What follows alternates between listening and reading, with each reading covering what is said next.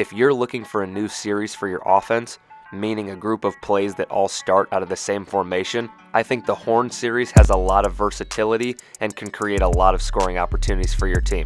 So welcome to the film room, let's get into it. The standard setup of the Horns formation is having two guys lane line extended setting ball screens, typically around the 3-point line. You have two guys in the dead corner, and your ball handler can choose to go off of either screener.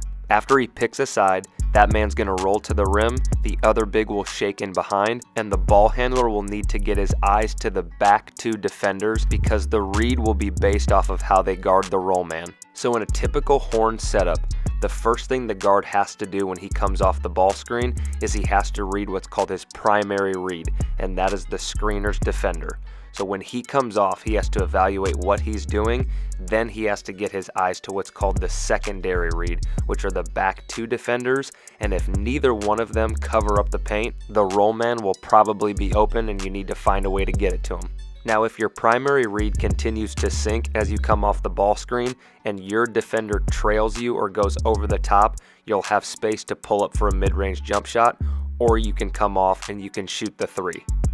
But oftentimes you're going to get what's called a hedge, and this is where the primary read is going to come over and help, and that's a good thing because now you have an advantage offensively. And if you can get your eyes to this defender who's known as a tag man, you'll see that he's coming down, and so you throw it back to the shake, and the defense has to scramble to recover. You can see it better from this angle. As the ball handler goes off to the right and makes 2-guard-1, the tag man goes down to help on the roll, and it's kicked back out to the shake man for a 3.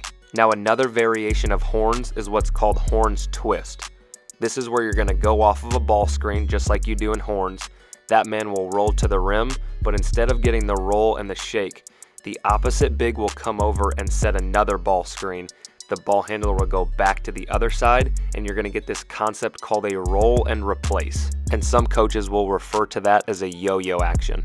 Now there are two things that Horns twist will do that I think is beneficial. The first is when you come off of a normal Horns, you're going to have what's called a single gap to drive through. But in Horns twist, because of the false motion to one side, you now have a bigger gap or a double gap to drive through. The other thing that's beneficial is in Horns, both of these tag defenders can stand and watch, but in this Horns twist, now you get some confusion with who's supposed to be the tag and where, and that can create open shots. You can really see it in this clip right here. As the ball handler comes back off of the twist, he gets two people to guard one, and these two back tag defenders don't know who's supposed to take the roll, and it leaves this replace wide open for a catch and shoot 3. And even if they communicate the roll replace well, they're still at a disadvantage from a number standpoint. Here, they do a good job of communicating who takes the roll and the replace, but they haven't accounted for the backside guy. They throw a great skip, and it leads to a bad closeout. And here's a wrinkle you can add to this concept. As you come off of that second screen, if the tag man gets caught staring at the ball, you can 45 cut your corner man to the basket for a layup or an alley-oop. And for those of you who might have a replace man that doesn't shoot it well, you can also drive bad closeouts. So as they come off the twist, it forces 2 to guard 1, there's a bad late closeout, and they get downhill for a foul.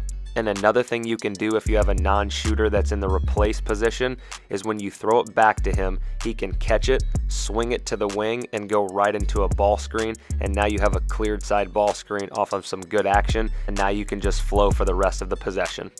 Another wrinkle you can add into this that I would refer to as X Horns is just by crossing your 4 and 5 man as they go into their position to screen. It doesn't change anything about the concept, but it can make those defenders slow getting to their ball screen coverage, and oftentimes that's all you need to get an advantage to make 2 people guard 1, and then the rest of the dominoes fall in place.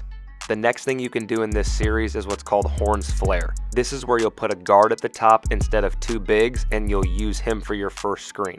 After coming off, then you're going to set a flare screen for him, and then your 5 goes into a ball screen.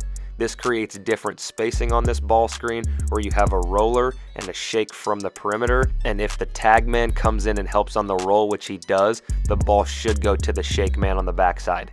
Horns Flare can create a lot of issues for the defense because you're removing one of the tags.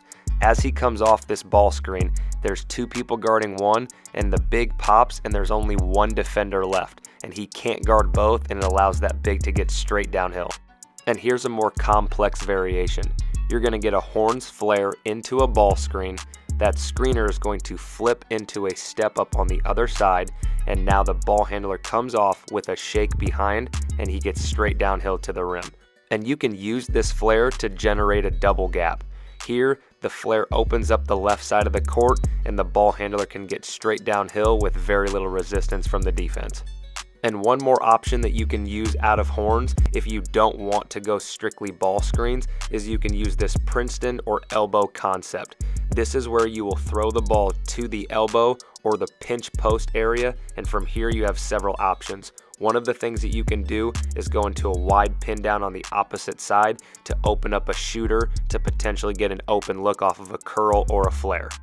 Another option out of this pinch post entry is you can run one of the most popular concepts in basketball right now known as zoom. And that's where you set a down screen and then that man comes off of a dribble handoff or a DHO from the 5-man. This is something that's become really popular recently, and you can run it out of this horns look just by throwing it to the pinch post. So if you're looking to add a series to your offense and you don't want to tip off the defense to know exactly what you're going to run when you line up in a formation, I think horns is a great way to go, especially if you want to run ball screens. Thanks for coming through. We'll see you next time in the film room.